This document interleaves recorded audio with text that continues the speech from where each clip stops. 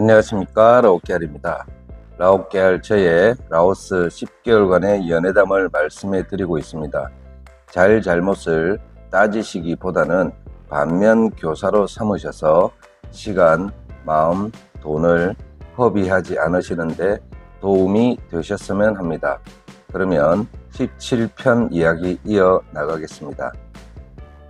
삐마이 이후로 M과 나는 홀리의 가게로 거의 매일 출근을 하게 됩니다. 저녁 때쯤 가서 밥을 먹고 거기에 오는 라오스의 젊은이들과 많은 시간을 보냈습니다. 게임도 하고 술도 먹으면서 말입니다. 같이 어울려 놀다가 보니까 이 친구들이 레즈비언이든 트랜스젠더든 그것은 별로 중요하지 않았습니다. 거의 매일 만나고 시간을 보냈습니다. 생일 파티에도 여러 번 참석을 했습니다. 그냥 라오스의 한 명의 젊은이들 그 이상도 그 이하도 보이지 않게 됩니다. 이 가게에 상주하며 사는 4명과 M과 나는 삐마이 디프리 겸 어느 신닷집에 가게 됩니다.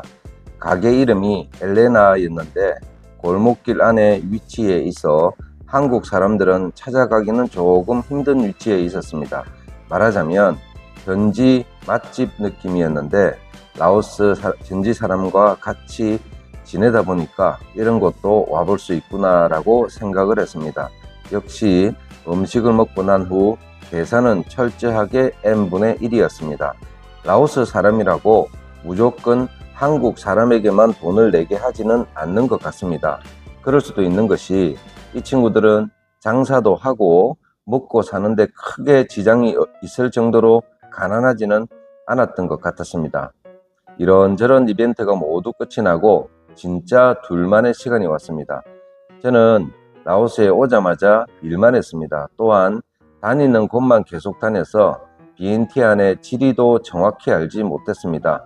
일단 4월까지는 관광객도 없다고 하니 쉬자, M과 시간을 보내며 놀자라고 생각을 했습니다. 걷기를 좋아하니까 일단 걷는 운동부터 해야겠다고 생각했습니다. 하루에 2시간가량을 비엔티안 여기저기를 돌아다녔습니다. 물론 아침 일찍 출발을 해서 아무리 많이 걸어도 9시 전에는 집으로 돌아왔습니다. 올해는 날씨가 무척 덥다고 합니다. 그러다 보니 오전 9시만 넘어도 35도를 훌쩍 넘겨버려 밖에 나가는 것이 굉장히 고역이었습니다. 저는 아침 저녁으로 비엔티안 거리를 다니며 리얼 라오스의 삶에 적응해 나가고 있었으나 M은 점점 무료하다고 합니다. 겨우 친구 폴리 가게에 가는 것 말고는 특별한 재미를 느끼지 못합니다. 결국은 소파에 앉아 무의식 중으로 내뱉는 말이 재미없다 였습니다. M은 나와의 삶에 재미를 못 느끼는구나 라고 생각이 들었고 같이 있는 강아지도 가끔 만나서 노는 친구들도 결국은 이 친구의 갈증을 채워주지는 못하는구나 라고 생각이 들었습니다. 과거 화려한 조명을 받으며 돌아다니며 그 시절을 동경을 하나 봅니다. 그럴 수도 있지. 아직 나이도 어리고 재미를 느낀 살아온 궤적이 일반인과는 다르니 말입니다. 그래도 M은 무료함을 느꼈지만 바뀐 삶에 나름 적응을 해 나갔습니다. 일반인 친구도 만나 가끔씩 맥주를 먹으러 가고 물론 레이디 일을 하는 전 직장 동료들이긴 하지만 집에 친구들이 종종 놀러 오기도 하고 저와 함께 시홈 야시장, 메콩 야시장, 특히 아이텍몰에 있는 영화, 극장 등으로 문화생활을 하러 즐기러 다녔습니다. 이런 일반적인 삶에 만족을 했는지 하지 못했는지 M의 속은 알 수는 없으나 M은 M 나름대로 노력을 하고 있었을 것입니다. 여전히 M은 먹는 것이 부실합니다. 저는 한국 사람이라 밥을 하고 나머지 부식 조금 해서 김치찌개나 된장찌개 정도면 훌륭한 한 끼 식사가 됩니다. 물론 김이나 계란 후라이 정도면 좀 지겹기는 해도 먹는 것에 큰 불편함을 느끼지는 않습니다. 하지만 M은 입이 짧을 뿐더러 전형적인 라오스 사람이라 제가 차려주는 이런저런 음식을 잘 먹지를 못합니다. 결국 M이 집에서 먹는 음식은 배달 음식 아니면 라면밖에 없습니다. 아마도 M과 살면서 제가 만들어주고 끓여준 라면만 해도 몇 박스는 될 것입니다. 현지인과의 만남은 초반 불타오르던 시간이 지나고 난 후 일상의 삶을 살게 되면 일단은 먹는 것부터 쉽지 않은 문제가 될 수가 있습니다. M은 운동을 안 합니다. 특히 걷는 것을 싫어합니다. 그러니 기초 체력이 매우 약합니다. 팔에 힘도 없고 콜라나 생수 뚜껑도 손으로 못 따서 이빨로 물어썼답니다. 레이디 일을 하며 밤에 잠을 자지 않고 불규칙적인 생활을 오랜 기간 했으니 그 여파가 남아 있었나 봅니다. 잘 먹고 운동을 열심히 해야 될 텐데 도통 말을 듣지 않습니다. 거기에 아토피가 있어서 노란물이나 콜라, 라면 같은 음식을 먹으면 그날 밤에는 온몸 여기저기에 두드러기가 올라와 굉장히 고통스러워합니다. 그럼에도 불구하고 이런 음식들, 음료수를 끊지를 못합니다. 처음 만났을 때 저에게 생수잔을 들이대며 물을 먹였던 모습은 온데간데 사라졌고 펩시, 미란다 같은 탄산음료를 마시고 현지 음식을 먹을 때도 정말 맵고 짜게 먹습니다. M은 젊은이 주는 건강하고 싱싱한 매력은 없습니다. 야들야들하고 약해서 남자들로 하여금 보호 본능을 일으키는 그런 스타일이었던 것입니다. M은 하루가 멀다 하고 저의 사랑을 확인하는 말을 합니다. 사랑하냐고 물어보고 안아달라고 합니다. 제가 외출을 하면 집에서 잠에서 깨자마자 저의 위치부터 확인을 합니다.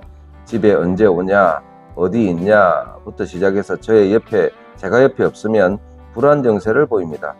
저는 처음에는 그런 질문을 할 때마다 대답을 해주며 또 안아주며 안심을 시켜줬지만 시간이 지날수록 유아틱해 보이는 이런 질문이 그때마다 대답을 해주기에는 제가 나이가 너무 많았던 것 같습니다.